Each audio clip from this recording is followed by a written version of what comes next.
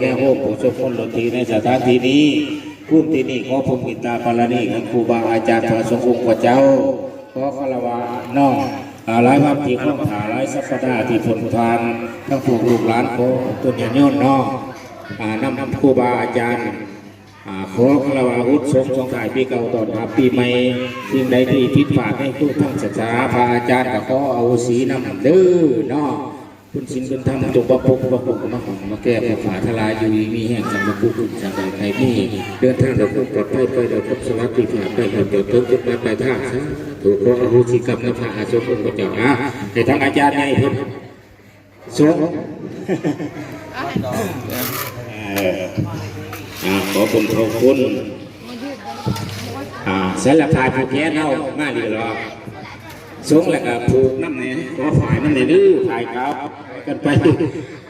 ผูกแคบหัว